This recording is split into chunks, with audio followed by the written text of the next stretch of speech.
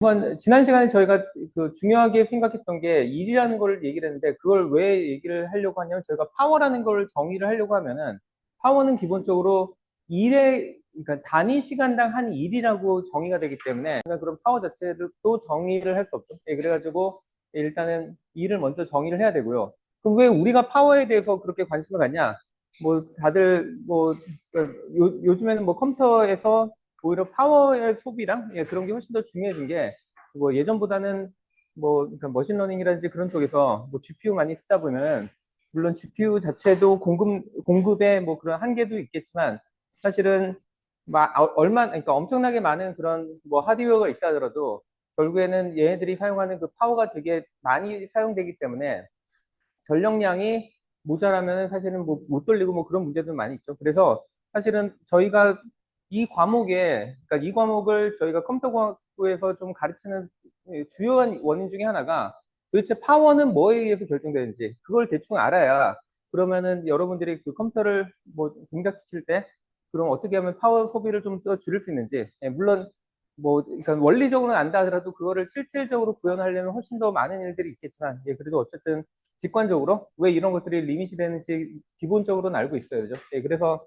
이거를 가르친다고 보면 될 것 같고요. 예, 그래서 그런 의미에서 예, 일이라는 게 뭔지를 다시 한번 좀만 리마인드를 해보면 보통 저희가 일이라는 거는 정의를 할 때 어떻게 정의를 하냐면 힘 곱하기 거리라고 그냥 단순하게 얘기를 하죠. 예, 그리고 예, 뭐, 그, 보통 거리의 단위, 그러니까 저희가 보통은 일반적으로는 MKS 단위를 사용하니까 거리는 그냥 미터를 사용하는데 그 MKS 단위에서 힘에 대한 단위로 제일 많이 사용되는 거는 제일 많이 사용되는 게 아니라 표준으로 사용되는 것이 뉴턴이라는 단위죠. 그리고 뉴턴이라는 단위가 1뉴턴이 얼마 정도 되는지는 지난 시간에 잠깐 설명했죠. 그러니까 뭐 100원짜리 동전 19개 정도의 무게를 떠받치고 있는 힘, 그 정도가 1뉴턴 정도라고 생각하면 된다는 거죠. 그리고 그런 식으로 이제 뉴턴과 그다음에 그 거리에 대한 단위가 정확하게 결정되면 그러면 일에 대한 단위도 저희가 정확하게 결정할 수 있고요. 예, 그래서 힘과 거리를 각각 뉴턴과 미터로 썼을 때 그냥 그 두 숫자를 곱한 값이 주울이 된다라고 예, 생각하면 된다는 거죠. 그 다음에 좀 중요한 게 뭐, 그러니까 뭐 계속 강조하는 게 저희가 일이라고 하면은 약간 직관적인 일이랑은 좀 다를 수 있다는 거죠. 그러니까 제가 뭔가 열심히 노력을 해서 뭔가 힘을 엄청나게 들여서 열심히 일을 했다 하더라도 실질적으로 그 일의 효과를 보는 거는 제가 아니라 그 일을 당한 어떤 오브젝트가 되죠. 근데 그 오브젝트가 예를 들면 뭐 계속 강조했지만 뭐 이런 뭐 물체가 있는데 제가 이걸 열심히 밀어봤자 전혀 안 움직였다. 예, 그러면은 저는 일을 많이 했는지 모르겠지만 실질적으로 이 오브젝트 입장에서는 전혀 얻은 일이 없을 수도 있고요. 뭐 극단적으로는 제가 열심히 이쪽 방향으로 밀고 있는데 막상 얘는 이쪽으로 뒤로 밀렸을 경우에는 얘 입장에서는 제가 일을 플러스의 일을 해준 게 아니라 마이너스의 일을 해줄 수도 있다라고 했죠. 그래서 저희가 그 일에 대해서는 부호를 좀 따진다고 얘기했었고요. 이 얘기가 왜 중요한지는 예, 오늘 얘기해서 좀 더 자세히 설명드릴 예정입니다. 예, 그러고 나면 이제 저희가 그 파워라는 거를 예, 정확하게 그 정의하고 싶죠. 그러니까 뭐 저도 고등학교 때 그 물리를 배울 때는 파워를 우리말로 인류 뭐 그렇게 배웠던 것 같긴 한데 실질적으로 저희가 일상생활에서 잘 안 쓰는 표현처럼 보이고 오히려 그냥 파워라는 표현이 훨씬 더 많이 사용되죠. 그래서 그냥 저도 주로 그냥 파워라고 표현을 할 거고 예, 근데 파워라는 거는 뭐 계속 얘기하지만 단위 시간당 일의 양이다라고 얘기를 하고 그러다 보니까 정의가 그러니까 결국에는 앞에서 얘기했던 MKS 단위인 초와 그 다음에 주울로 예, 정의가 돼가지고 예, 초당 1주울의 일을 하는 거를 저희는 1와트라고 한다라고 해서 뭐 와트라는 표현은 뭐 다들 이제 친숙하죠. 예, 그런데 와트가 어떻게 정의됐냐? 예, 이렇게 정의됐다라는 걸 한번 리마인드를 하고 넘어가도록 하겠습니다.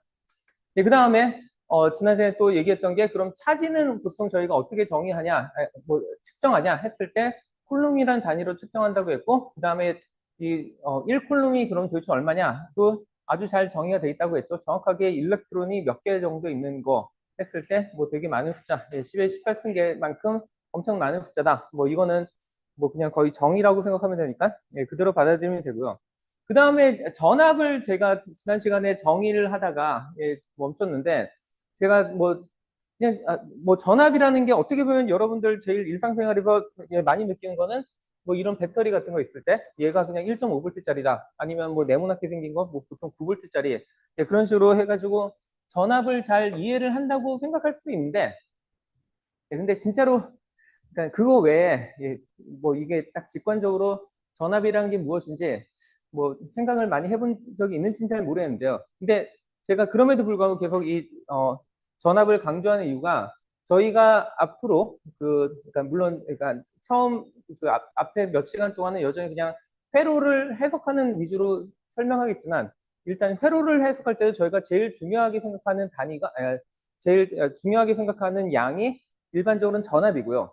그보다 더 중요한 게 여러분들이 어떤 신호를 보낼 때 일반적으로 저희가 그러니까 물론 이런 전기 회로라든지 이런 것들이 신호만을 전달하는 게 목적은 아니지만 뭐 여러분들도 결국에는 다 컴퓨터를 사용하는 목적은 뭐 정보를 처리하기 위한 것이고 그럼 정보는 일종의 신호를 통해서 전달이 되겠죠. 그러니까 뭐 이 정보를 잘 나타내기 위한 그 방법이 결국엔 전압인데 물론 디지털의 경우에는 보통 0 또는 1이라는 이진 논리를 전달하고자 하고 그래서 제일 많이 사용하는 전압은 뭐 0이라는 그러니까 예전에는 제일 많이 사용한 제일 기본적으로 사용했던 게 0이라는 그 숫자를 나타내기 위해서는 0볼트를 사용하고 그 다음에 1이라는 숫자를 나타내기 위해서는 보통은 5볼트를 많이 사용했습니다. 5볼트가 뭐 절대적으로 그래야 되냐? 그런 건 전혀 없었고 어떤 그냥 컨벤셔널하게 사람들이 많이 사용하다 보니까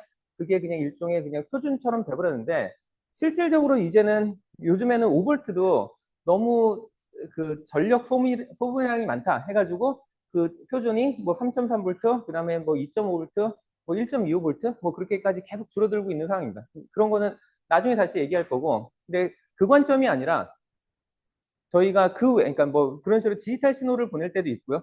근데 그 외에도 뭐 지금도 제가 여기서 뭐 마이크로 계속 음성을 얘기하면 이런 것들이 뭐 마이크를 통해 가지고 컴퓨터에 기록이 되고 하는데 이럴 때는 사실 다 아날로그 신호들이 가잖아요. 그럼 아날로그 신호가 처음에 그 어떤 전기 기기로 변환될 때 사람들이 제일 먼저 변환하는 형태가 일반적으로 볼테이지입니다. 그러니까 전압의 형태로 일단 이 정보를 받고 나면 그러면 그 외에 나머지 그 전자회로의 그 디바이스들은 대부분 다 볼티지를 다루는 게 매우 잘 특화가 되어 있습니다. 그래서 거의 정보들은 대부분 볼티지로 저장이 인코딩이 돼 있다고 얘기할 수 있고요. 뭐 경우에 따라서는 전류를 가지고 인코딩을 하는 경우도 좀 있는데 그거보다는 전압을 사용하는 게 훨씬 더 많다는 거. 그거는 그런 의미에서라도 뭐 전압이 무엇인지 한번 그냥 생각 정도 해보자는 거죠. 좀 부연 설명이 너무 길었는데 그냥 전압을 뭐 지난 시간에도 제가 막 하다가 말았었는데 전압을 어떻게 저희가 정의를 할까 했을 때 약간은 좀 이게 동어반복 같은 느낌이 들 수도 있겠지만 일단은 제가 그냥 간단한 형태의 어떤 배터리가 있고 뭐 이런 배터리가 한 10V에 뭐 이런 전압을 출력을 나타낼 수 있는 출력을 낼 수 있는 배터리라고 가정을 하고요.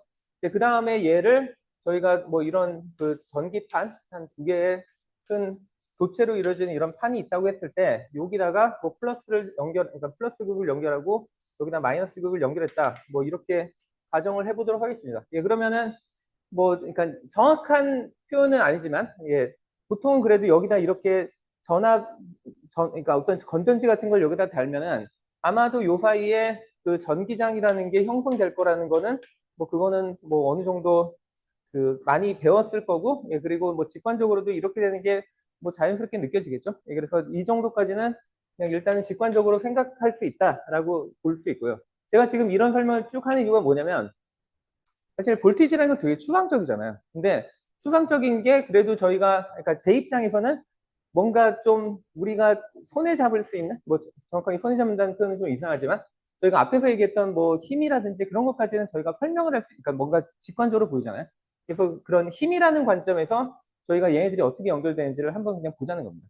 그래서 만약에 이런 두 개의 판이 뭐 예를 들면 거리가 한 2m 정도 떨어져 있는 이런 상태라고 먼저 가정을 해보면은 그러면은 뭐 어느 정도는 저희가 직관적으로 얘기할 수 있는 게 아마도 전기장의 세기는 보통은 여기에 걸려져 있는 전압에는 비례할 거고, 그 다음에 보통은 거리가 멀어지면은 그러니까 힘이 약해지는 경우가 많죠. 그러니까 꼭 뭐, 그러니까 꼭 그래야만 된다는 게 아니라 일반적으로 저희가 뭐 전기나 자기 같은 걸 보면은 뭐 지난 시간에 보여줬듯이 뭐 예를 들면 이런 뭐 N극과 S극이 있는 뭐 이런 그 자석들이 있을 때 여기에 그냥 전기장처럼 약간 유사한 자기장이 보통 형성된다고 하는데 뭐 이런 거 보면은 뭐 경험적으로 많이 봤듯이 만약에 제가 이 자석을 훨씬 더 멀리 띄운다. 그럼 이 사이에서 있는 자기장의 세기는 훨씬 더 약해진다는 걸 알고 있잖아요. 그러니까 어느 정도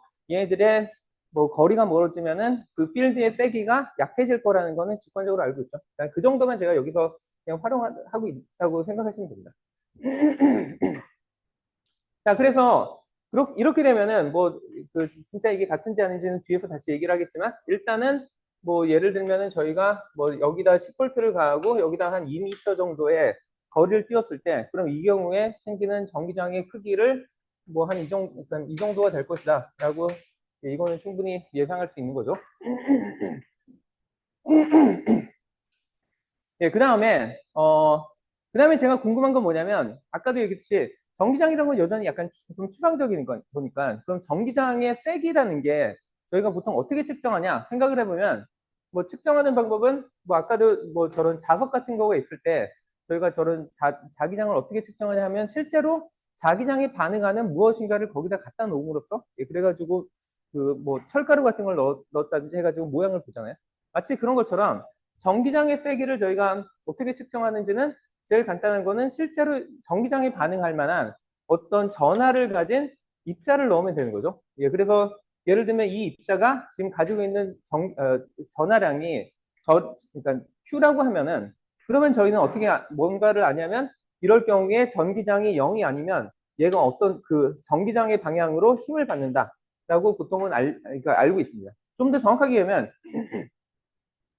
거꾸로죠. 그러니까 보통은 저희가 여기에 전기장의 세기를 어떻게 측정하냐 했을 때는 실제로 여기다가 단위 전하를 놓고 예를 들면 1쿨롬을 딱 놓은 다음에 그 다음에 얘가 받는 힘이 몇 뉴턴인지를 측정한 다음에 그걸로 거꾸로 유추해서 그럼 전기장의 세기는 얼마다 라고 그렇게 보통은 계산을 하죠. 그러니까 뭐 그렇긴 한데 일단은 그 정도의 뭐 관계는 뭐 어느 정도 직관적으로 그러니까 감이 있을 거라고 생각하고 그러면 결국에는 이 어떤 저희가 테스트 차지를 Q라는 걸 놨을 때 얘가 받는 힘의 크기는 예 그러면 그 Q 곱하기 2가 되고요. 그 다음에 뭐 여기서는 제가 뭐 특정하게 예를 들어 그 전하를 3쿨롱의 그 전하를 여기다 놨다. 예, 그러고 예, 저희가 지금 여기 들어온 전기장의 세기가 만약에 이거다라고 한다면 예, 그럼 뭐 얘는 그냥 15 뭐 쿨롱 볼트 퍼 미터가 될 텐데 예, 보통은 저희가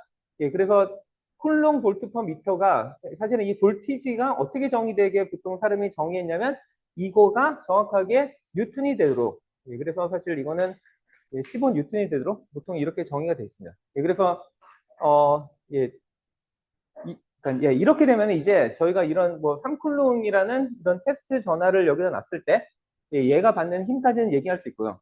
그럼 그 다음에 저희가 얘기할 수 있는 게 뭐냐면 그럼 이런 전화를 여기다 놨을 때 실제로 이 전기장이 이 전화에 대해서 할 수 있는 일의 양이 얼마인지 예, 그걸 이제 계산할 수 있는 거죠. 왜냐면 저희는 일을 계산하는 게 목적이었으니까.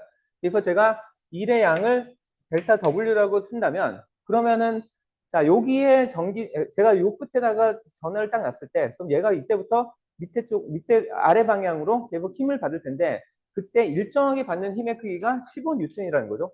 그래서 이 15뉴턴이라는 힘을 여기 출발하는 지점에서부터 끝까지 계속 받습니다. 물론 얘가 가속도가 붙어가지고 훨씬 빠르게 움직일 수 있다 하더라도 사실 이때 일의 양은 얘가 얼마나 빠른 속도로 움직이면서 힘을 받았는지는 전혀 중요하지 않고 실제로 힘을 받는 동안에 움직인 거리가 얼마인지 그것만 비례한다고 앞에서 계속 얘기했죠. 그래서 결국에는 이때 힘 곱하기 거리만이 중요하게 되고 그러면 이 경우에는 저희가 얘기할 수 있는 게 15뉴턴에 곱하기 2m만큼 움직였으니까 얘는 30 뉴턴 곱하기 미터인데 이거가 저희가 앞에서도 다시 얘기했듯이 주울이라고 정의를 했던 거죠.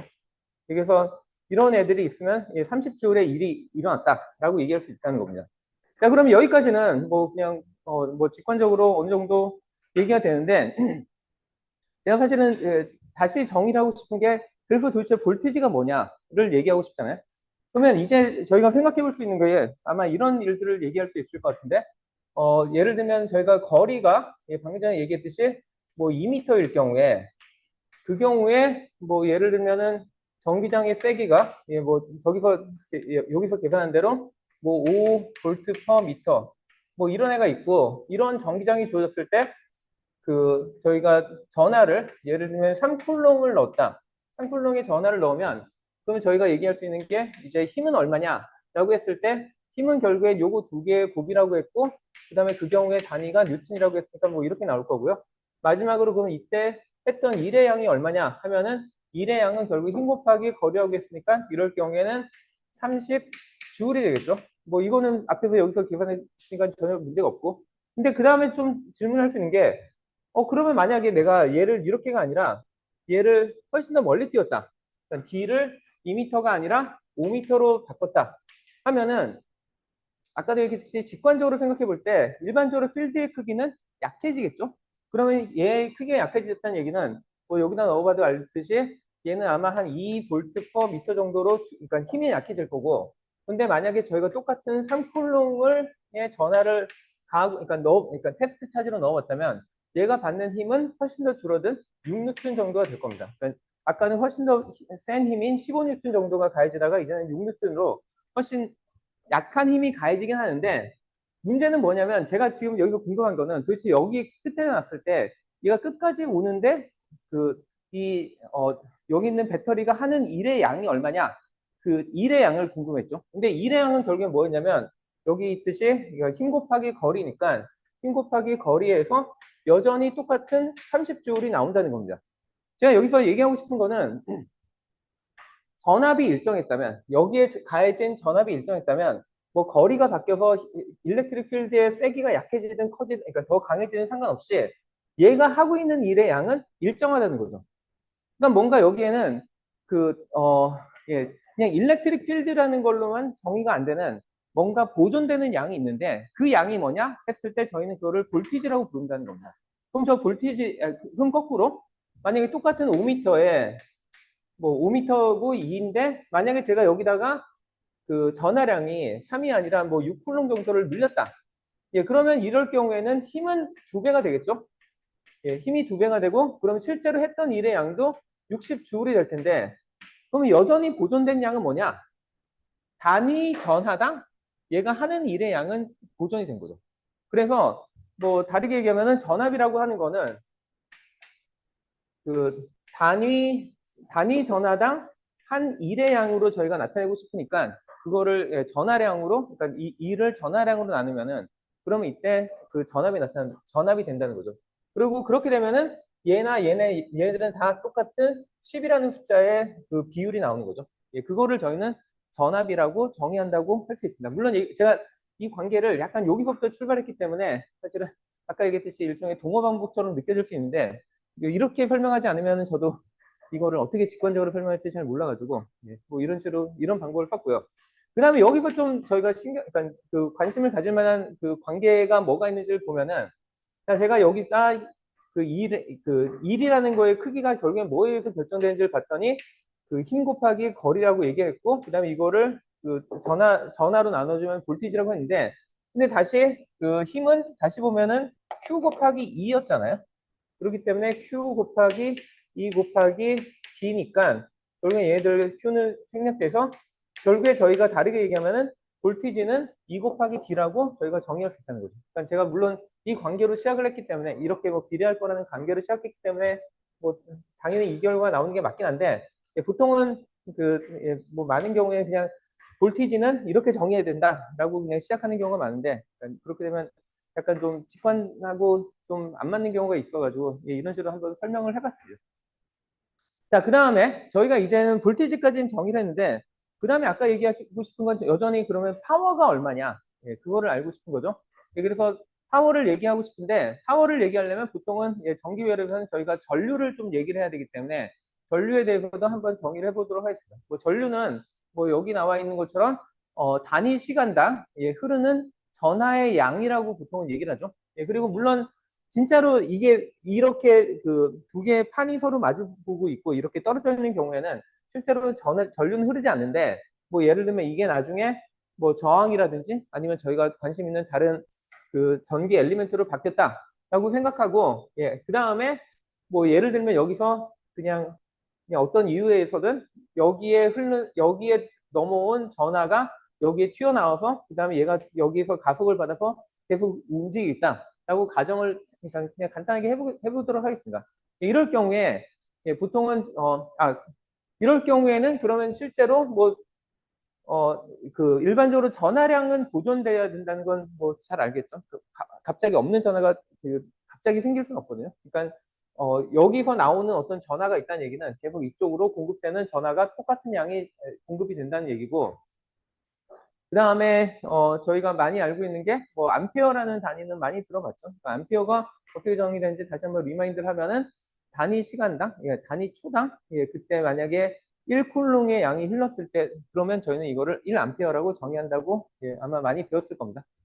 예, 근데 그러면 이게 결국엔 파워랑 어떻게 연결되냐를 생각해 보면요.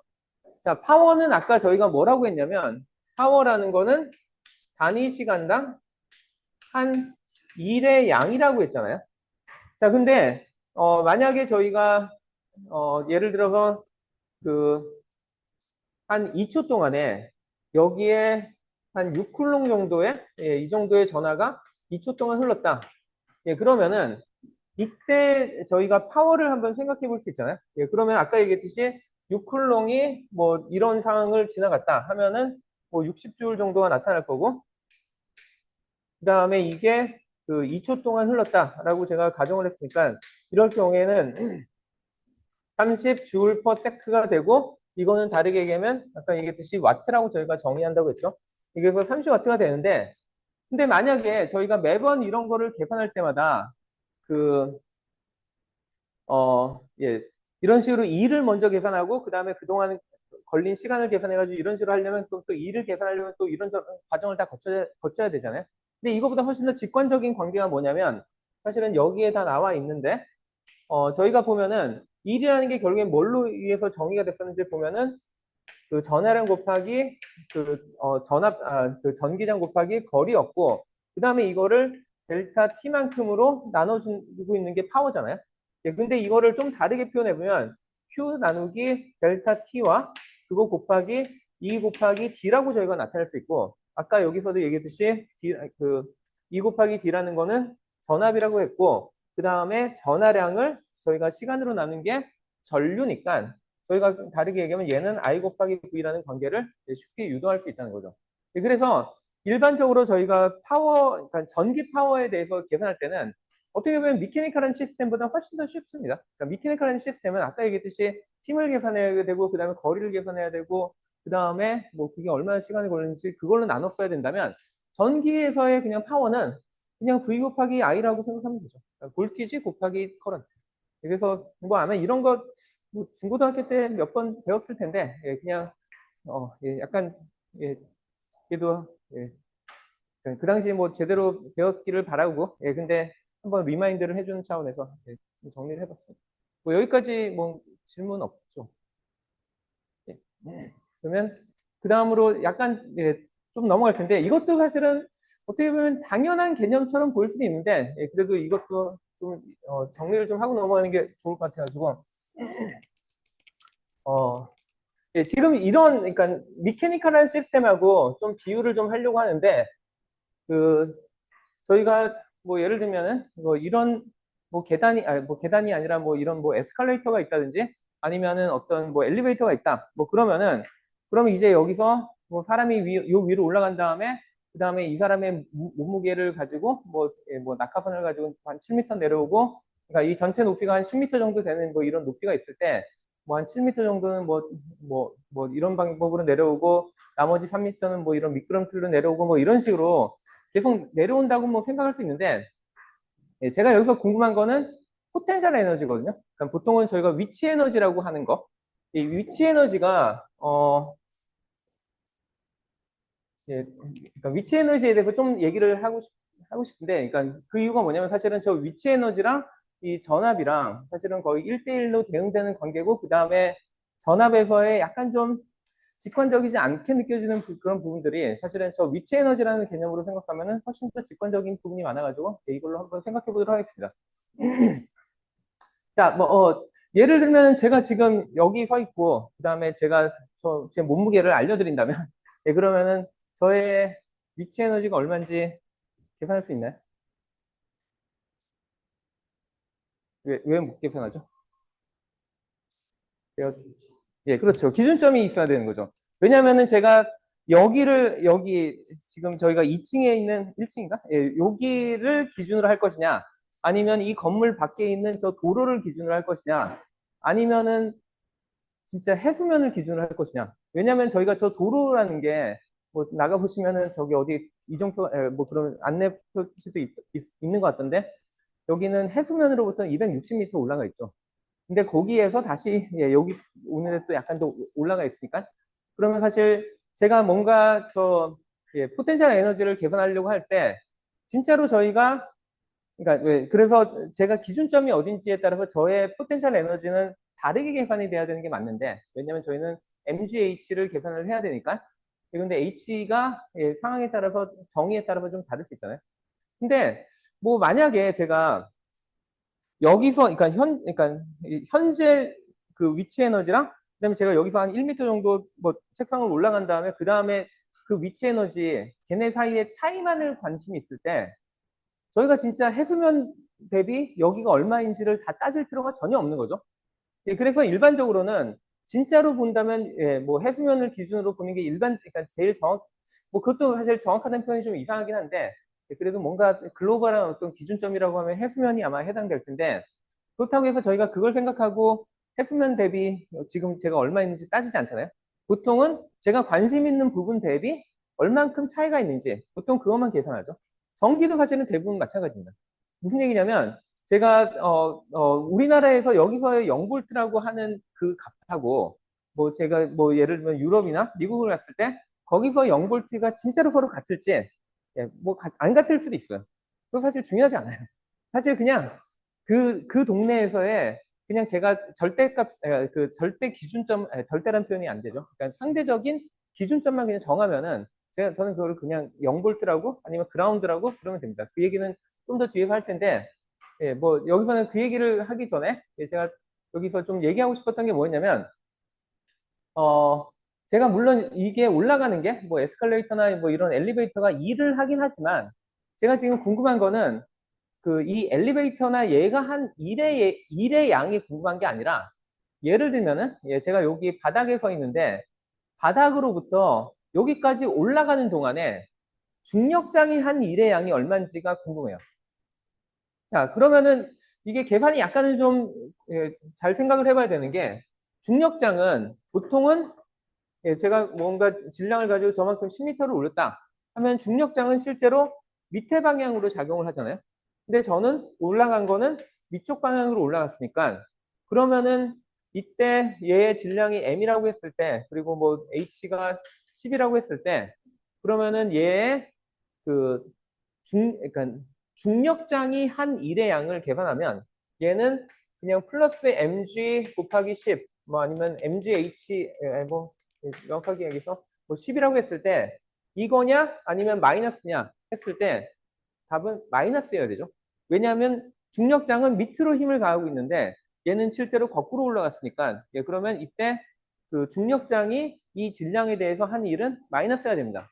예, 그리고 그 다음에 뭐 여기서 내려오는 동안에 뭐 이런 식으로 내려오면은 뭐 일반적으로 얘가 중력이 이쪽으로 그러니까 밑으로 작용을 하고, 그다음에 움직임 방향도 밑으로 작용하니까 이 경우에는 플러스가 될 거고, 네, 그 다음에 요 밑에 또 3m 내려올 때도 마찬가지로 네, 이런 식으로 되겠죠. 네, 그래서 일반적으로 저희가 중력장의 입장에서만 따져볼 때 얘가 여기를 한번 요렇게 한 사이클을 돌고 내려오는 동안에 총 한 일의 양은 얼마냐 하면 항상 얘가 0이 된다는 거죠. 얘 뭐 어떻게 보면 뭐 되게 직관적인 뭐 얘기이기도 한데, 왜 이게 중요하냐면 저희가 한 바퀴를 돌아서 다시 자기 자리에 왔을 때 총 합의 일의 양이 0이라는 게 왜 중요하냐면, 그래야지만 제가 어떤 어떤 특정한 위치에서의 포텐셜이라는 걸 얘기하는 게 말이 된다는 겁니다. 왜냐면은 제가 요 똑같은 지점에 대해서 한 번 돌 때마다 더했더니 0이 아니라 뭐 1, 2, 3이 되면은 어떤 땐 얘를 뭐 MG 그러니까 10mg라고 어떤 때는 얘기해야 되고, 근데 이거 한 바퀴 더 돌아왔더니 얘네 합이 플러스 1이 늘었다. 그러면 그때는 또 11mg라고 얘기를 해야 되고, 뭐 이런 식으로 계속 이 위치에서의 그 위치 에너지가 계속 바뀌는 거죠. 예, 그러면 저희는 어떤 포텐셜이라는 걸 정의를 못 하거든요. 왜냐하면 이 점에 대한 정의 자체가 계속 바뀌니까. 예, 그렇기 때문에 이 경우에는 이렇게 한 바퀴 돌았을 때 그 합이 0이라는 게 매우 중요하고요. 근데 그 똑같은 원리가 전기회로에서도 적용되고, 그게 여러분들이 예전에 배웠던 키르호프의 뭐 제일 법칙, 보통 그 키르호프의 볼티지 법칙, 뭐 그렇게 아마 전압 법칙, 뭐라고 배우죠? 뭐라고 배워요? 고등학교 때? 중학교 때 배우지 않아요? 키르호프의 법칙? 키르호프의 전압 법칙. 예, 뭐 그렇게 배우는 거죠. 그래서 그 얘기를 제가 하고 싶어서, 예, 그거랑 사실은 이 중력장이랑 사실은 거의 같은 개념이라는 걸 좀 먼저 강조를 하고 싶었고요. 예, 그리고 그 다음에 넘어가기 전에 아까 얘기했던 이 그라운드 얘기를 잠깐 좀 하고 싶은데, 뭐 관심 있는 학생들은 뭐 이런 표현들을 많이 봤을 것 같은데, 예, 이런 표현이, 예, 그리고 보통은 저희가 그라운드라는 표현으로 보통은 그냥 얘기를 해버리죠. 근데 진짜 그라운드가 뭔지 한번 곰곰이 생각해 본 적이 있는지 잘 모르겠는데, 예, 실제로 그라운드라고, 그리고 왜 이거를 그라운드라고 부르는지, 예, 실제로 뭐 모든 건물에는, 그러니까 모든 건물이라는 게 전기가 연결되어 있는 모든 건물들에는 원칙적으로 이런 애가 박혀 있습니다. 그리고 얘가 하는 일이 뭐냐면은, 어, 여러분들 보통 이런 그 뭐 이런 뭐 익스텐션뿐만 아니라 뭐 벽에 있는 저런 아울렛 같은데 다 보면은, 뭐 당연히 여기 구멍이 두 개가 있는 거는 중요한 건 다 아시죠? 그 전력이 그러니까 전류가 여기를 통해서 지나가니까. 근데 그 다음에 또 눈치를 채야 되는 게 여기 있는 끝에 벽에 있는 요 두 개의 그 전극들 있잖아요. 얘네들이 뭔지를 생각을 해봤네. 이게 그라운드거든요. 이게 0볼트를 정의를 해주고 있습니다.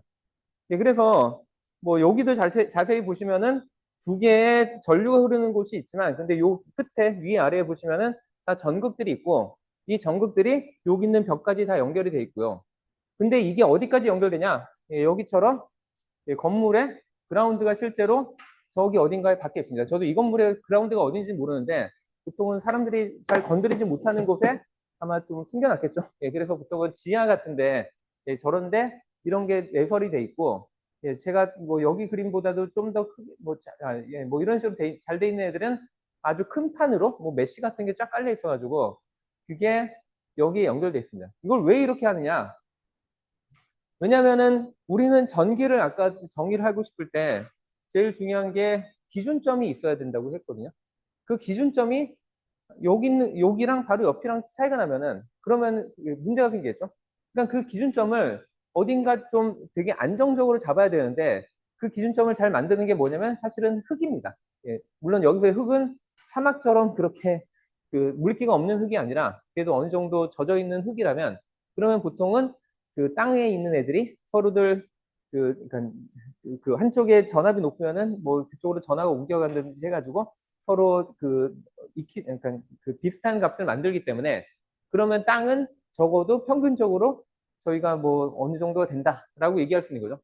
그게 그라운드고요. 아까도 그랬듯이, 그래서 진짜로 만약 따져본다면 뭐 한국에서의 그라운드가 진짜 저기 뭐 바다 건너에 뭐 일본의 그라운드랑 진짜 전압 차이가 0이냐? 아닐 것 같아요. 물론 그럴 수도 있고 아닐 수도 있는데 사실 아무도 신경 안 써요. 왜냐면 그렇게까지 한 번에 연결하는 경우는 없으니까, 정기적으로. 그렇기 때문에 저희는 그러니까 결국에 저희가 관심 있는 건 저희가 만든 회로 내에서 어디가 그라운드고 그거로부터 몇 볼트 높냐 낮냐 그것만 따지면 되거든요. 그러니까 아까 얘기했듯이 제가 위치 에너지를 따지는데, 예, 현재 지금 있는 위치 에너지를 굳이 저 밖에 있는 도로를 기준으로 할 게 아니라 그냥 여기를 내가 0이라고 가정하고 여기서부터 그 차이가 얼마냐 그것만 따지면 된다는 거랑 같은 개념입니다. 예, 그리고 이게 그라운드 문제가 뭐 이거는 그냥 뭐 이런 전기하는 사람들의 문제지 내가 진짜 신경 쓸 일이냐라고 생각할 수도 있지만 제가 볼 때 이거 되게 심각한 문제였던 게, 심각한 문제라고 아직도 저는 보이는 게, 뭐 제가 어느 회사인지 밝히지 않고, 아니 뭐 그리고 꼭 한 회사만의 문제는 아니긴 한데, 뭐 잘 알려져 있는 그 외국의 대기업의 많은 랩탑들이 예, 뭐 이런 식으로 알루미늄 케이스가 돼 있고, 예, 그럴 경우에 여러분도 혹시 충전하다가 그 알루미늄 케이스, 그러니까 알루미늄 이런 데 닿았는데 찌릿찌릿한 거 느껴보신 적 없나요? 있죠. 예. 그거 이거 되게 잘 알려져 있는 문제거든요. 2011년도부터 쭉 보면은 네, 계속 나오는데 뭐 아직도 완전히 극복은 안 돼 있는 문제? 뭐 그게 안 돼 있는 이유 중에 하나가 뭐냐면 미국 같은 경우에는 이런 아울렛들 중에 그라운드가 없는 애들도 있어요. 네, 근데 그 얘기는 뭐냐면 그러니까 제가 아까 그러니까 이런 식의 건물들 같은 경우에는 그라운드를 확실하게 하면은 그러면 정말 모든 전자기기들이 서로 다 그라운드가 맞춰져 가지고 아 우리는 0볼트 저기도 0볼트라고 딱 얘기할 수 있는데 뭐 이런 그 스마트폰이라든지 아니면 뭐 이런 뭐 랩탑 같은 모바일 기기들 있잖아요. 얘들은 원칙적으로는 사실은 약간 독립적이거든요. 그래서 얘가 뭐 충전을 하지 않고 있거나 그럴 경우에는 사실 얘가 가지고 있는 그라운드랑 제가 뭐 여기 벽에 있는 연결되어 있는 애랑 그라운드가 꼭 같을 리는 없어요. 그러니까 저희는 그런 걸 보통 플로팅이라고 부르거든요. 플로팅이라는 게 떠 있다는 뜻이잖아요. 그래서 전압의 기준점이 떠 있을 수 있어요. 왜냐면은 여러분들 그 뭐 겨울철에 정전기 같은 거 일어날 때 결국엔 정전기가 일어나는 이유가 뭐냐면 그 뭐 제 몸이 뭐 바닥하고 어느 정도 접지가 돼 있는데 그리고 그라운드를 보통 저희가 우리말로는 접지라고 부르죠. 근데 제 몸은 접지가 돼 있는데 근데 뭐 예를 들면은 뭐 자동차라든지 그런 기기들은 그 밤새도록 뭔가 마찰에 의해서 거기에 전하량이 쌓일 수 있잖아요. 근데 제가 그거를 탁 갖다 대는 순간에 그때는 그냥 이쪽에 훨씬 더 많은 전하가 쌓였기 때문에 이게 넘어오는 건데 다르게 얘기하면 걔가 저희는 보통은 그라운드가 돼 있을 거라고 생각하니까 그라운드가 돼 있다는 게 예, 적어도 그러니까 그 바닥에 그러니까 땅에 있는 그런 예, 전압이랑 얘가 차이가 없을 거라고 생각하는데 얘네들이 그냥 그 다른 뭐 마찰이라든지 그런 것 때문에 뭔가 전하가 쌓였다면 얘는 실제로 전압은 훨씬 더 높은 값일 수도 있거든요. 그럴 경우에는 제가 그 이런 전류가 갑자기 흘러가지고 그런 식으로 충격을 느끼는 거죠. 그래서 마찬가지로 이런 모바일 디바이스들은 특히나 기본적으로 얘의 그라운드가 저희랑 같다는 보장은 보통 없습니다. 근데 보통은 많은 경우에 그, 예, 그래서 뭐 아주 뭐 극단적으로 예를 들어보면은 뭐 이런 애가 가지고 있는 그라운드가 뭐 여기 있는 그라운드에 대해서 뭐 100볼트 내지 뭐 1000볼트 이상이 될 수도 있겠죠. 근데 실질적으로는 그렇게까지는 잘 안 가는 게 뭐 생각해 보시면 여기 공기 중에도 계속 수증기도 있고 그렇기 때문에 얘네들이 진짜로 어느 정도 이상의 전압차가 생기면은 걔네들이 그 일종의 예, 그런 정전기 같은 그런 현상으로 인해서 어느 정도 차지가 디스트리뷰션이 되기 때문에 그것 때문에 그렇게까지 극단적인 경우가 될 리는 없지만 근데 아까 얘기했듯이 이런 그 뭐죠? 뭐 그러니까 USB 충전기 같은 거 예, 그런 경우에 어떤 애들은 아까 보여줬듯이 뭐 이런 식으로 아예 여기에 접지가 붙어 있는 애들도 있고 어떤 애들은 요 접지 없이 그냥 요거 그 보통 프롱이라고 보통 부르는데 요 두 개의 단자만 있는 경우가 있는데 이 두 개의 단자만 있는 경우에 파워가 되게 높은 애들이라 그러면 진짜로 걔는 그 이 여기에 연결되어 있는 디바이스랑 그 다음에 벽에 있는 애들이랑 그러니까 벽에서 나오는 그런 그 전기랑 서로 그라운드가 일치할 리는 없거든요. 그러니까 일치할 수도 있겠지만 안 할 수도 있거든요. 안 해도 큰 문제가, 그러니까 안 해도 전혀 이상하지 않은 상황이죠. 왜냐면은 두 개가 한 번도 서로, 그러니까 그라운드가 된 적이 없으니까. 예, 그럴 경우에는 사실 여러분들이 이런 그 알루미늄으로 돼 있는 케이스 같은 거 만들 때 뭐 그런 정전기 같은 느낌이 나는 게 뭐 되게 자연스러운 겁니다. 그래서 그거 피하려는 제일 좋은 방법은 그냥 여러분들이 사용하는 충전기에 그 접지가 되어 있는 거가 없으면은 접지가 되는 애로 바꾸세요. 그러면 됩니다. 근데 저는 예, 그게 왜 아직도 이런 문제들이 있는지가 좀 궁금하긴 한데 뭐 아까 얘기했듯이 예, 뭐 특히나 우리나라는 그래도 이제는 뭐 많이 접지가 돼 있는 것 같은데 예, 미국은 진짜 되게 오래된 뭐 그런 것들이 잘 안 바뀌는 게 많아가지고 예, 그러다 보니까 그냥 접지 없는 애한테 꽂으면은 예, 서로 떨칠 수 있고 예, 그래서 제가 보니까 뭐 이런 거를 팔기도 하더라고요. 근데 이거는 미국에서 파는 거 아니고 뭐 보니까 예, 일본에서 이런 파는 식인 것 같은데 예, 거기도 사실은 좀 옛날 그런 디바이스, 옛날 이런 전기 시스템을 많이 쓰다 보니까 거기다가 별도로 예, 나사로 예, 그라운드를 연결해주는 뭐 이런 특이한 상황들이 벌어지는 것 같긴 하더라고요. 예. 그 다음에 예, 또 제가 그 예전부터 그 강의를 하다 보니까 학생들이 그러니까 물론 그 고등학교 때 뭐 이미 뭐 물리 같은 걸 통해 가지고 뭐 이런 전기 회로 같은 거 배운 학생들은 큰 문제가 없는데 어떻게 보면은 그 전기 쪽을 전혀 배우지 않은 학생들이 회로를 하다 보니까 되게 헷갈려하는 부분들이 있던 것 같은데 그러니까 그게 뭐 저는 왜 그거가 헷갈리는지 처음에 저도 이해가 안 됐었는데 나중에 생각해보니까 어떻게 보면 좀 당연할 수 있겠다는 생각이 좀 들긴 하고요. 근데 예를 들면은 뭐 제가 이거를 지금 뭐 배터리 대신에 보통은 저희가 볼티지 소스라고 해서 이렇게 뭐 많이 그리는데 뭐 이런 식의 뭐 저항이 있다 하면은 뭐 그리고 제가 여기를 예를 들면 뭐 그라운드라고 잡았고 그다음에 뭐 얘가 뭐 한 5V짜리다 하면은 그럼 여기가 5V니까 그럼 얘가 예를 들어 제가 뭐 1kΩ에 이런 저항을 놨을 때 그럴 경우에 여기에 흐르는 뭐 전류를 계산해 봐라 하면은 뭐 되게 간단한 문제라고 보이잖아요. 근데 여기서 예를 들면 제가 약간 못 꼬아서 뭐 예를 들면 이런 식으로 전선을 하나 더 연결한다든지 아니면은 뭐 이런 식으로 뭐 여기다가 전선을 그냥 이렇게 하나 더 연결한다든지 아니면은 여기다가 뭐 이렇게까지 한다든지 뭐 이런 식으로 하면은 좀 계산이 달라지는 거 달라진다고 혹시 생각을 하는 경우가 좀 있는 것 같아요. 근데 당연히 자 제가 여기다가 그 뭐 이런 거를 연결하든 안 하든 일단은 요 경우랑 예, 그러니까 이게 연결되든 안 되든 사실은 계산에서 전혀 다를 게 없고요. 그거의 가장 근본적인 이유는 보통은 전류는 뭔가 그러니까 결국엔 루프가 형성돼서 뭐 전류가 흐르려면 여기서 여기까지 간 다음에 얘가 돌아오는 경로가 있어야 되는데 얘들은 아예 돌아오는 경로가 없기 때문에 이쪽으로 가는 전류는 무조건 0이어야 되거든. 0이 아닌 값이 절대로 존재할 수 없고요. 0이라는 얘기는 뭐 그냥 간단하게 생각해봐도 오음의 법칙에 의하면은 오음의 법칙에서 V는 R이기 때문에 여기서 전류가 0이면은 여기에 걸리는 전압이 절대로 다른 값이 될 수가 없는 거죠. 그러니까 그냥 여기도 무조건 그냥 0이 되기 때문에 얘는 사실은 있으나 마나한 존재라는 겁니다. 그러니까 여기의 전압과 여기의 전압이 차이가 있을 리도 없고 그게 전체적인 흐름에 아무런 영향을 주지 않습니다. 그래서 뭐 이런 식의 뭐 그러니까 뭐 아마 좀 제가 이런 얘기를 하는 게 처음에 들으면은 뭐 이런 일이 실제로 벌어질 리도 없는데 왜 이런 걸 묻느냐라고 얘기할 수도 있지만 저희가 뒤에서 배우는 여러 가지 회로 그 분석하는 그런 어프로치들을 보면은 이퀴벌런트한 애들로 계속 대체를 한다든지 그런 일들을 하거든요.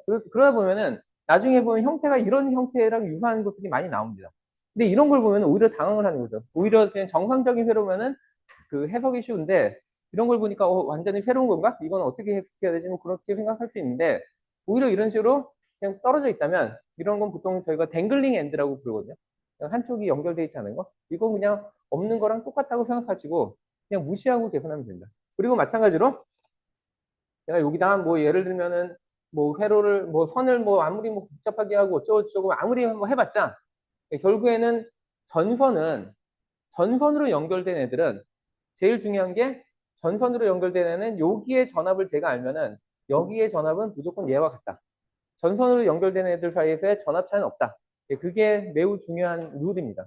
그것만 생각하면은 사실 나머지 계산은 되게 쉬워지는 거죠. 그러니까 이런 거, 그러니까 뭐 아무리 요 사이에 복잡한 뭐 이상한 그러니까 전선의 모양이 어떻게 되든 아까 얘기했듯이 뭐 이렇게 돼 있고 뭐 이렇게 돼 있고 막 복잡하게 연결돼 있다 하더라도 결국엔 얘네들은 그 전선으로 연결돼 있기 때문에 전선으로만 연결돼 있다면 여기에 전압이 그러니까 제가 여기가 볼티지 소스가 5V라고 했으니까 그리고 여기를 제가 그라운드라고 하면 여기가 0V인 걸 아니까 이럴 경우에 여기가 5V인 걸 알고 그럴 경우에는 얘와 얘는 전선으로 연결되어 있기 때문에 여기도 5V인 걸 알면 그럼 여기에 정확하게 걸려있는 전압이 5V인 걸 아니까 그때부터는 저희가 오음의 법칙을 적용할 수 있는 거죠. 그리고 오음의 법칙을 적용하면 뭐 그거야 뭐 그냥 그 I는 R분의 V니까 예, 그냥 요 값들을 여기다 대입시키면은 금방 계산할 수 있어서 그래서 그냥 전류의 양을 계산할 수 있고 나머지 값들을 다 계산할 수 있는 거죠. 그래서 예, 이게 처음에는 그러니까 뭐 이런 전기 회로를 많이 안 다뤄본 학생들은 이게 좀 되게 어색할 수도 있는데 이게 아까 약간 뭐 그런 기계 시스템하고는 좀 다른 게뭐 미케니컬 시스템에서는 진짜로 뭐 위치 에너지가 생기고 막 그런 개념들이 있지만 얘는 그냥 정기적으로 그러니까 와이어로 연결돼 있으면 뭐 와이어의 모양이 아무리 이상하더라도 그거 상관없이 그냥 걔네들의 전압은 다 일정하다. 그것만 잘 기억하면 됩니다. 그 다음에 아까 제가 그러니까 기계적인 시스템에서 일어나는 현상을 사실은 거의 그거랑 유사하게 볼 수 있는 게 뭐 이런 구조인 것 같은데 뭐 이런 거를 뭐 봤는지 모르겠는데 뭐 반대 그래프 제너레이터라고 하는 애.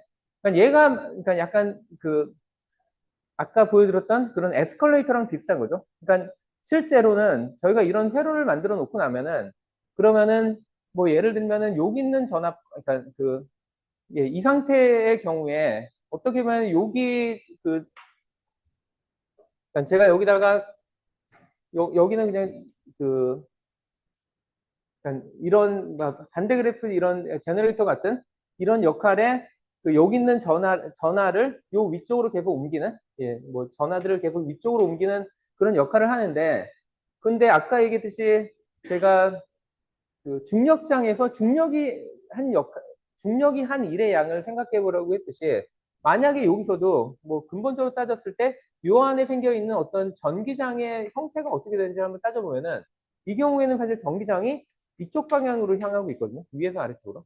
근데 그럼에도 불구하고 그 전하가 이렇게 간다는 거는 실제로 얘가 이쪽으로 밀리는 힘을 이 뭐 배터리라든지 아니면 일반적인 볼티지 소스들이 그 힘을 극복해가지고 올려주고 있는 거.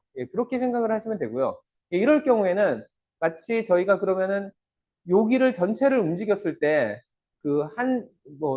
한 일의 양이 얼마냐를 따져보면은 그러면은 얘도 사실은 아까 중력장에서 중력장이 한 일의 양처럼 여기서 여기로 올라가는 데는 그 힘을 받는 방향은 아래쪽으로 되지만 실제로 움직이는 건 위쪽이기 때문에 이쪽으로 올라갈 때는 마이너스의 일을 하게 되고요. 그 다음에 여기서 내려올 때는 그 일렉트릭 필드의 방향하고 그 움직이는 방향이 같기 때문에 이쪽으로 하면은 플러스 1이 돼서 그래서 얘들을 한 바퀴 돌고 나면 무조건 0이 돼야 된다라는 게 결국에는 키레이오프의 제일 법칙이라고 보면 됩니다.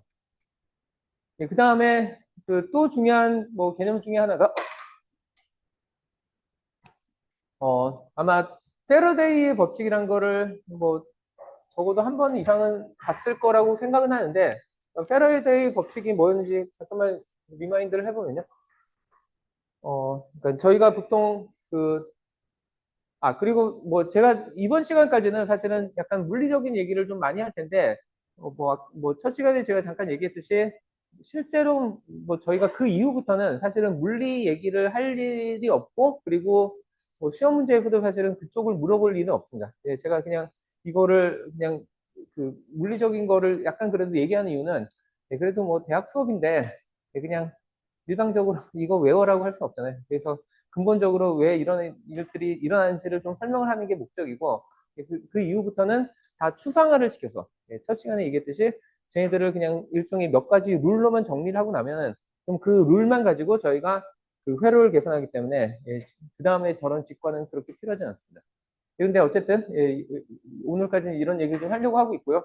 그럴 경우에 보통 저희가 알고 있는 게 뭐냐면 뭐 예를 들면은 제가 그 자기장이 뭐 그러니까 요 영역, 그러니까 여기에 오른쪽 영역에는 계속 자기장이 이쪽 방향으로 가해지고 있고, 여기는 자기장이 전혀 없다고 했을 때, 저희가 예를 들면 전선을 이렇게 루프를 만들고 난 다음에, 만약에 이 전선을 그대로 위치를 놔두고, 그 다음에 자기장의 변화도 전혀 없다면, 그냥 일정한 자기장이 계속 가고 있다면, 그러면 이 전선에는 아무런 일이 일어나지 않는데요. 근데 만약에 제가 여기에 가해지는, 그러니까 그러니까 여기에 가해지고 있는 그 자기장의 세기를 시간에 따라서 막 바꾼다든지, 아니면은 그러니까 자기장의 세기는 일정한다 하더라도 제가 이 루프를 그러니까 왼쪽으로 움직이거나 오른쪽으로 움직일 경우에는 그때는 여기에 기전력이라는 게 발생한다는 걸 아마 배웠을 겁니다. 그리고 그게 사실은 뭐의 원리냐면은 그 보통은 발전기가 예, 이런 원리를 이용한다는 것도 아마 예, 배웠을 겁니다. 예, 그래서 그런 거를 저희가 보통 패러데이의 법칙이라고 얘기를 하고요. 예, 근데 그 제가 이 얘기를 하는 이유가 뭐냐면 저희가 앞으로 다룰 그 이 과목에서 주로 다루는 그러니까 회로를 분석할 때는 기본적으로 그러니까 뭔가 이런 회로를 제가 막 그려놓고 난 다음에도 기본적으로 이런 회로 안에 있는 루프의 사이에 여기에 뭔가 그 자기장의 변화 그런 거는 없다고 가정을 할 겁니다. 그러니까 결국엔 저 패러데이 법칙이 작용하는 일은 없다라고 예, 그렇게 가정하고 모든 문제를 풀 거고요. 예, 근데 유일한 예외라는 표현이 맞는지는 잘 모르겠는데, 저희가 그러니까 뒤쪽에 가면은 인덕터를 다루긴 할 거거든요. 근데 보통 인덕터는 뭐 이렇게 생겨가지고, 코일을 이렇게 감아가지고, 여기에 실제로 자기장이 왔다 갔다 하긴 하잖아요.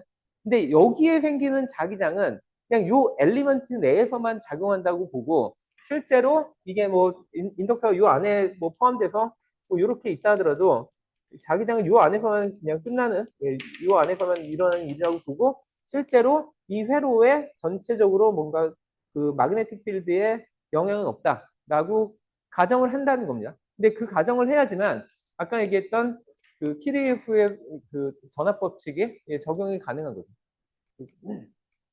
그래서 여기에 뭐 몇 가지 적어놨는데 여기서 그냥 하는 얘기는 저희가 여기를 한 바퀴 삥 돌아서 모든 전압의 그러니까 그 전압의 합을 하면은 걔네들은 0이 된다라는 걸 저희가 쓰겠다는 거고요. 그리고 그래야지만 저희가 어떤 특정한 위치에서의 아니면 특정한 부분에서의 전압이란 걸 정의하는 게 말이 되는 거죠. 아까 얘기했듯이 제가 만약에 이런 미케니컬 시스템에서 제가 올라갔다 내려왔는데 합이 0이 아니다. 그러면은 그 특정한 위치에서의 그 포텐셜 에너지가 얼마다라고 말하는 게 의미가 없는 거. 예, 마치 그것처럼 전기회로에서도 저희가 해석할 때는 그러니까 이런 식으로 마그네틱 필드가 중간에 바뀌면은 실제로 요 안에 그 갑자기 기전력이 생겨가지고 그러니까 저희가 예측 못하는 그 전압이 생길 수도 있는데 그런 일은 없다라고 가정하겠다는 겁니다. 그러니까 심플리파이 하는 거죠. 예, 그리고 그런 걸 보통 저희는 럼트 메러 디스플레이라는 표현을 씁니다.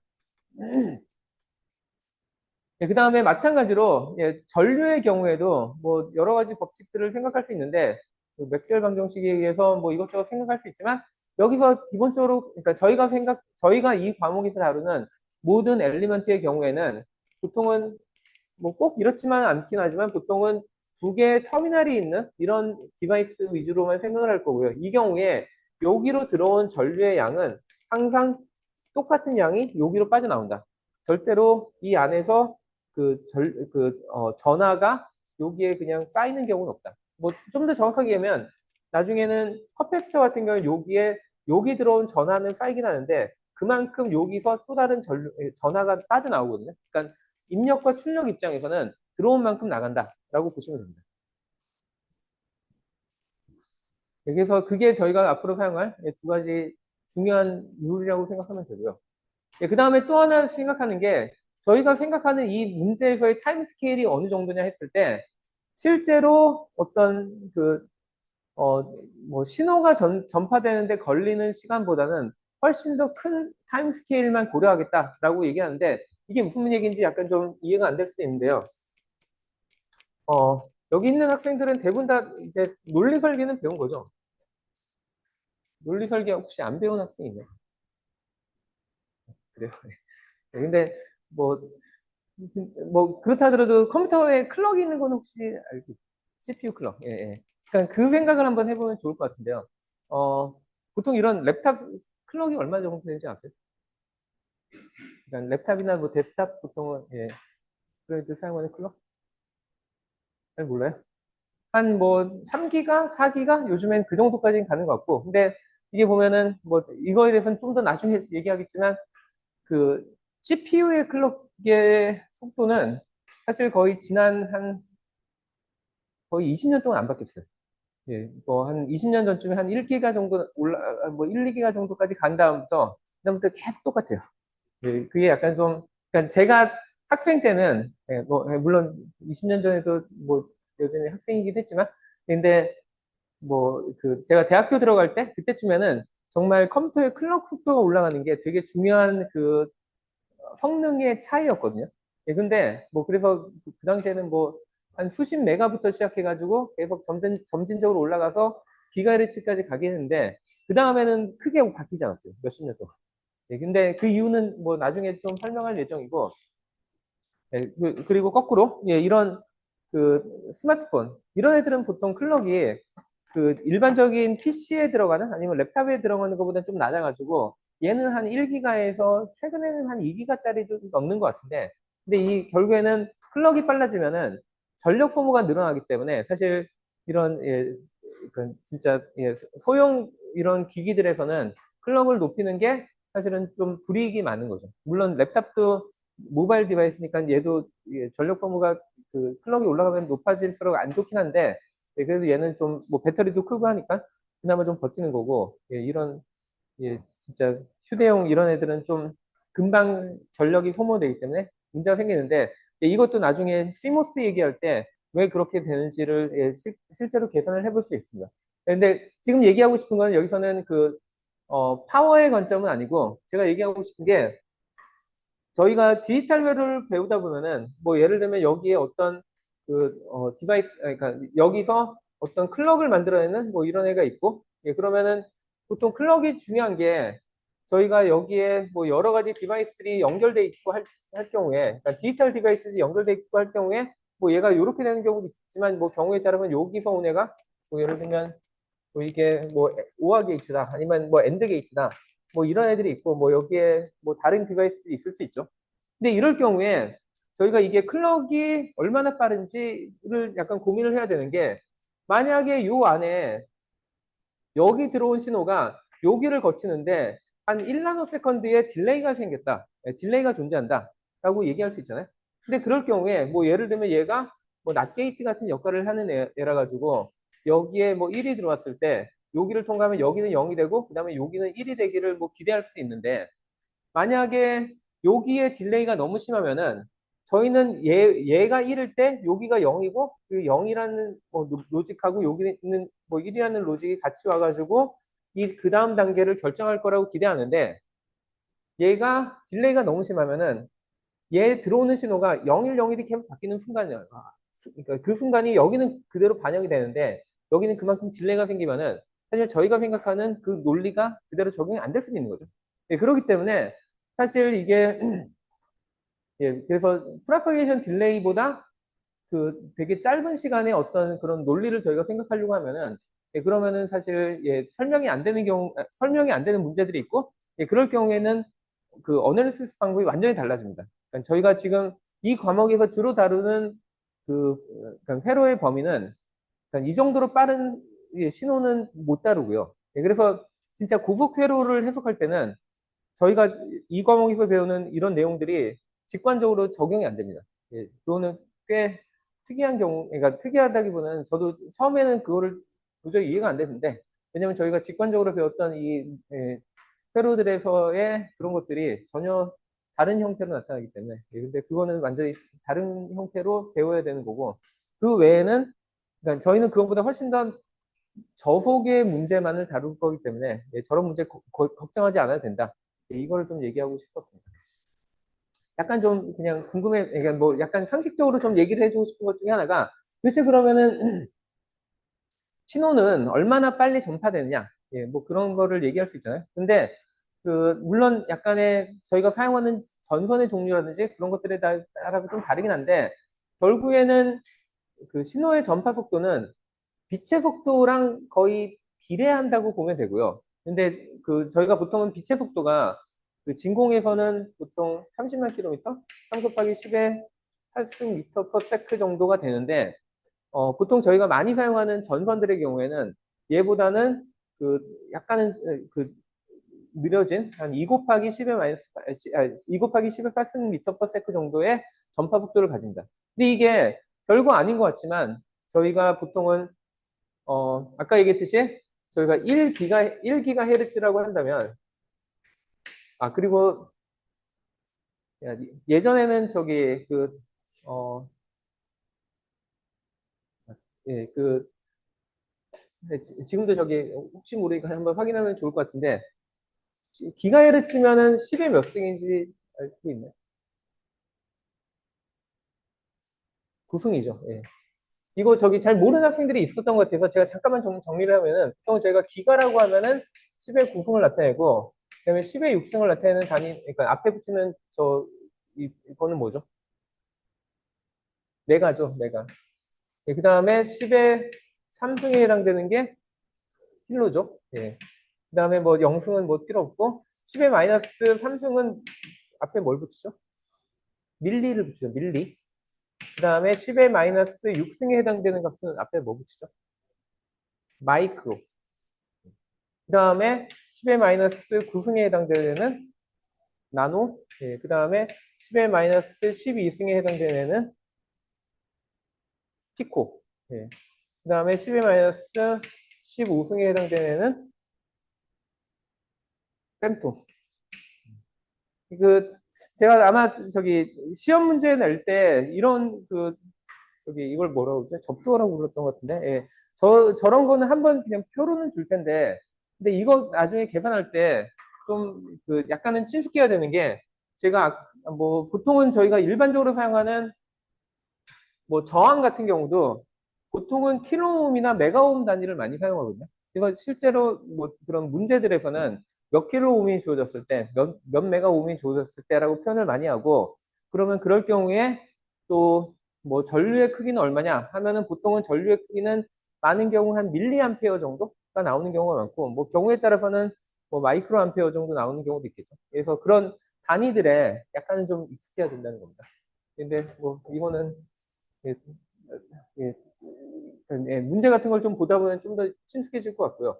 근데 다시 얘기해서 요거 1GHz 정도가 되는 이런 클럭이 주어졌다. 그러면은 얘에 해당되는 한 주기가 걸리는 시간은 얘의 그러니까 역수에 해당되니까 10의 마이너스 9승 세컨드죠. 예, 그래서 다르게 하면 1 나노 세컨드가 되고, 예, 한 1 나노 세컨드 동안에 신호가 얼만큼의 거리로 전파되는지를 한번 계산해 보면은 그냥 말 그대로 그냥 여기다 10의 8승 곱하기 10의 마이너스 9승 미터가 되는 거죠. 예, 그래서 계산을 해보면은 한 20cm 정도가 됩니다. 그러니까 1나노 세컨드 동안에 한 20cm 정도 전파가 되거든요. 그래서 만약에 회로의 크기가 뭐 이 정도보다 훨씬 더 크다. 뭐 한 회로 전체가 한 이만하다. 예, 그러면은 1기가짜리 클럭을 하면은 요 점에서의 클럭하고 저 점에서의 클럭이 완전히 바뀝니다. 그러니까 0과 1이 완전히 뒤바뀐 거예요. 그러니까 그럴 수 있으니까 사실은 저 클럭의 속도랑 이 디바이스의 그러니까 회로 전체 길이 아니면 그러니까 신호가 전파되는 전체 거리가 그 클럭에 사실은 되게 민감하게 반응을 하거든요. 그러니까 저희가 그런 걸 항상 생각해야 돼요. 그래서 아예 이런 것들이 민감할 때는 아예 회로를 설계할 때 작은 회로를 따로따로 만들고 얘네 간의 커뮤니케이션을 따로 생각을 해야지 하나의 회로의 값이 저 끝까지 다 전파될 것이다. 예, 그렇게 절대로 가정하면 안 된다는 거예요. 근데 뭐 다행히도 이 수업에서는 그런 건 다루지 않습니다. 아까도 얘기했지. 그래서 그냥 이 수업에서는 여기서의 값이 저기서의 값하고 같다라고 거의 생각해도 되는데 그런 실질적인 문제는 존재한다. 예, 그 다음에 약간의 터미널로지 다음번에도 좀 더 얘기를 할 예정이긴 한데 예, 보통은 저희가 이런 뭐 계속 저항을 얘기한다면 예, 저항이 있을 때 저희가 뭐 이런 저항을 표시할 때 예, 보통은 요 끝에 두 개의 전선을 연결하는 부분들을 보통은 터미널이라고 부르고요. 그 다음에 이런 것들이 같이 모여 있는 애를 보통은 하나의 포트라고 부릅니다. 저희가 컴퓨터 용어에서 포트라는 표현을 언제 제일 많이 쓰죠? 네. USB 포트. USB 포트라고 부르지 않아요? 예. 그러니까 그런 식으로, 그러니까 USB 포트도 실제로 보면은 전극이 하나가 아니라, 뭐 다음 시간에 한번 얘기하겠지만, 그러니까 기본적으로는 4개짜리로 되어 있거든요. 보통은 그 그라운드 핀이랑 그 다음에 파워 핀이 있고 그 다음에 그 사이에 시그널을 나타내는 D 플러스 D 마이너스 해가지고 얘는 디퍼런셜 시그널이라고 해가지고 두 개에서 제일 기본은 4개짜리였고요. 요즘에 USB 3로 가면은 뭐 이런 디퍼런셜 시그널이 몇 개가 들어가기 때문에 그래서 핀 수가 좀 많이 늘어나게 되는데 기본은 그 4핀짜리가 원래 기본이었습니다. 그래서 저런 식으로 여러 개의 그 터미널들이 모여 있는 거를 저희는 보통 포트라고 많이 부르죠. 그리고 요즘에는 잘 안 사용, 그러니까 잘 아마 볼 일이 없겠지만 예전에는 뭐 패러렐 포트, 뭐 시리얼 포트 해가지고 컴퓨터에 연결할 수 있는 그런 포트들이 잔뜩 많았는데 이제는 다 그냥 USB로 통일되면서 좀 그런 거를 볼 일이 좀 없어졌을 것 같습니다. 그 다음에 지금 이 얘기 뭐 이거 되게 간단하긴 한데 그래도 이것도 좀 헷갈릴 수 있는 문제라서 좀 잠깐 짚고 넘어가 보면요. 지금 뭐 이게 뭐 저항이라고 생각해도 되고 아니면 어떤 그 엘리먼트라고 생각하면 되는데 저희가 이런 그 어떤 엘리먼트에 대해서 이제 회로를 해석하겠다. 그러면 그때 제일 먼저 생각해야 되는 게 우리는 이 회로에서 해석할 때 전류의 플러스 방향을 어디로 잡을 것인가? 그거를 사실 잘 따져야 됩니다. 그러니까 왜냐면은 실제 전류는 이쪽 방향으로 예를 들면 저기처럼 3A가 흐르고 있다 하더라도 제가 그러니까 여기서의 전류의 방향의 플러스를 이쪽으로 잡겠다. 만약에 어, I의 그 크기를, 그러니까 이쪽으로 가는 거를 플러스로 잡겠다 하면은, 그럼 당연히 여기 3A 들어오면 이쪽으로 3A 나가니까, 그건 얘를 플러스 3A라고 적으면 되는데, 만약에 제가 이쪽 방향을 전류의 플러스 방향으로 잡겠다라고 정의를 하면은, 그 경우에는 똑같은 전류, 3A가 이쪽으로 흐른다 하더라도, 저는 여기에 흐르는 전류의 크기를 마이너스 3A라고 적어야 된다는 겁니다. 마찬가지로, 뭐 아마 직관적으로는 얘가 그러니까 뭐 저항일 경우에는 여기 사이에 뭐 그리고 얘가 뭐 한 1옴짜리 이런 저항이었다고 한다면 그러면은 저희는 그러니까 여기에 3A가 흐를 때 이쪽 터미널 대비 이쪽 터미널의 전압의 크기가 보통 플러스 그러니까 여기 대비 여기가 3V 정도 높다는 걸 알고 있는데요.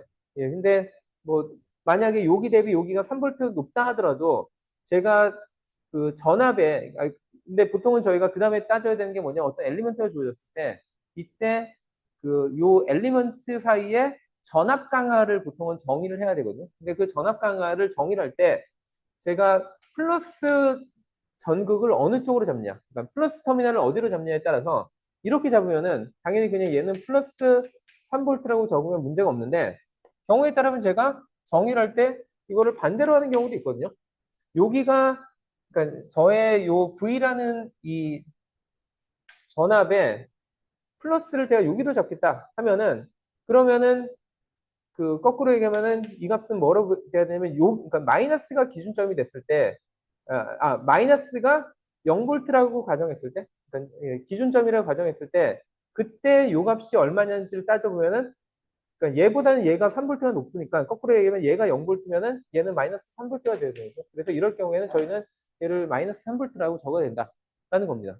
그러니까 이게 뭐 그러면은 뭐 생각하는 게 나는 항상 이거를 플러스로 하는 게 더 그러니까 좋겠다라고 생각해가지고 뭐 이렇게 잡고 항상 얘가 플러스가 나오게 하려고 노력할 수는 있는데 저희가 회로를 해석하다 보면은 실제로 요거에 걸리는 전압이 어느 방향이 플러스일지 모르는 경우도 되게 많거든요.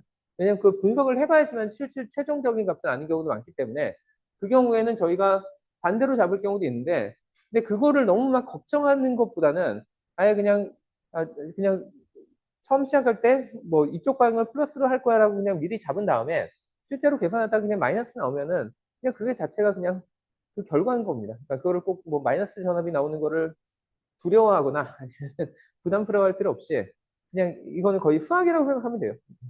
수학 연산할 때 뭐 마이너스 나온다고 문제 없잖아요. 그래서 너무 이거를 뭐 정확하게 맞추려고 할 필요는 없고 근데 보통은 사람들이 약간 컨벤셔널하게 사용하는 방법들, 그러니까 방향들은 있죠. 그러니까 선호하는 방향들. 그거는 뭐 그걸 꼭 따라도 되고 안 따라도 전혀 문제 없습니다. 그래서 여기 뭐 마지막에 있는 질문도 마찬가지 얘기인데 뭐 만약에 여기서 A에서 B 쪽으로 여기 5A의 전류가 흐르고 있다 했을 경우에 제가 만약에 I를 이쪽 방향을 플러스 방향으로 잡겠다라고 했으면 그럼 실제 I 값은 얼마라고 저희가 답을 써야 되냐 하면은 그때는 마이너스 5A라고 적어야지만 정확한 답이 되는 거고 저거를 플러스 5A라고 적었다. 그러면은 틀린다는 거죠. 정도가 제가 하고 싶었던 얘기인 것 같습니다. 그 다음에 마지막으로 약간만 다시 한번 서머리를 해보면은 그럼 전기 파워에 대해서 한 번만 다시 얘기를 해보면 아까 앞에서 많이 설명했는데 파워라는 거는 단위 시간당 한 일을 그 비율이라고 얘기를 했었고 그리고 아까 얘기했듯이 얘는 그냥 저희가 전하로 약간 나누면은 그러면 이렇게 나눌 수 있는데 보통 그러니까 단위 전하당 한 일의 양은 저희가 볼티지라고 정의를 하고 보통 시간당 흘러간 그 전하 양은 저희가 커런트라고 하기 때문에 일반적으로 파워라는 거는 그냥 전압 곱하기 전류다라고 쓰면 된다는 거였고요. 그 다음에 그럴 경우에 이런 식으로 회로가 주어졌을 때 저희가 얘를 어떻게 해석하면 그러니까 이럴 경우에 여기서 사용되는 그러니까 그 저항에서 소모가 되는 파워의 양은 얼마냐 하고 계산을 하라고 하면은 뭐 저거는 쉽죠. 그러니까 여기는 제가 건전지의 형태로 표현했는데 어차피 건전지는 저희가 이 해석할 때는 결국에는 볼티지 소스에 해당되니까 얘는 1.5V라고 생각하고 그다음에 여기에 저항이 예를 들면은 여기 1kΩ이 있다. 그래서 아까 얘기했듯이 이런 그 그러니까 단위에 대한 접도에 대해서 좀 친숙하라고 얘기했고요. 그러면 얘는 저희가 제일 먼저 해야 되는 게 여기에 그러니까 물론 아까 얘기했듯이 전류의 방향을 이쪽을 플러스라고 잡아도 상관없는데 보통 이럴 경우에는 뭐 그러니까 이쪽으로 흐를 게 명확해 보이니까 그럴 경우에 제가 요거를 이쪽을 플러스로 잡겠죠. 그러면은 그 다음에 저희가 계산할 수 있는 게 전류는 저항분의 그 전압이고 그다음에 전압은 뭐 1.5V 그다음에 저항은 1kΩ인데 뭐 1kΩ은 1000오음이니까 그럼 제가 뭐 이거를 1000오음으로 해가지고 뭐 계산해 보면 그럼 얘는 0.0015 암페어가 되겠죠. 그러니까 오음분의 볼트는 암페어니까. 근데 아까도 얘기했듯이 보통은 뭐 이렇게 써도 되지만 이럴 경우에는 0이 너무 많이 나타나면 그것도 읽기 쉽지 않으니까 보통은 얘를 그냥 1.5 밀리암페어라고 보통 이렇게 쓰는 거죠. 그 다음에 제가 만약에 질문을 했을 때 어, 그 저항의 입장에서 소모가 된 그 전력량은 얼마냐, 그러니까 파워는 얼마냐라고 질문을 한다면 그 경우에는 제가 여기가 그 플러스 마이너스 그래서 여기 차이가 1.5볼트인 걸 알고 그다음에 전류가 1.5암페어인 걸 아니까 이럴 경우에는 파워는 그냥 V 곱하기 I 해가지고 1.5볼트 곱하기 1.5 밀리암페어니까 뭐 얘는 해보면은 2.25? 2.25? 그 다음에 밀리가 하나 붙어 있으니까 밀리 볼트 곱하기 암페어는 와트라고 했었죠. 그래서 2.25 암페어가 2.25 밀리와트가 되는 거고요. 근데 만약에 질문을 했을 때 제가 그러니까 저항이 소모한 전력을 물어보는 게 아니라 배터리에서 소모된 전력이 얼마냐를 질문한다면 배터리의 경우에는 여기서 전류가 이렇게 흐르고 있잖아요. 근데 얘 같은 경우에는 전압은 여기가 플러스 마이너스고 그다음에 전류는 이렇게 되기 때문에 이 경우에 보통은 다음 시간에 얘기할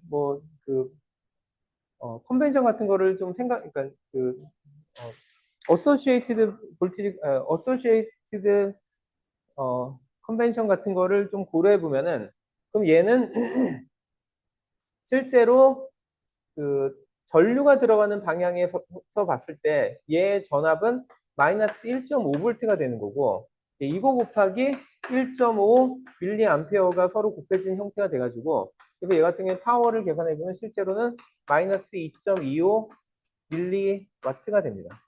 그래서 뭐 이거는 어떻게 보면 뭐 당연한 게 실제로 얘가 2.25 밀리와트의 전력을 소모했다는 거는 다르게 얘기하면은 누군가가 그 전력을 공급을 했어야 되는 거죠. 그리고 그럴 경우에 저희가 그 배터리가 실제로 소모한 전력을 생각해 보면은 그럼 오히려 마이너스가 나오기 때문에 얘가 그만큼 손해 본 거를 얘가 그만큼 받아갔다라고 하면은 뭐 에너지 보존의 법칙도 성립되고 해서 다 말이 되는 거죠.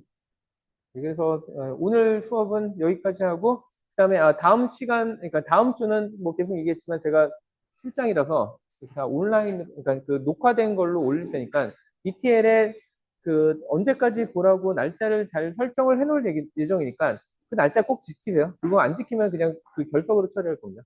네.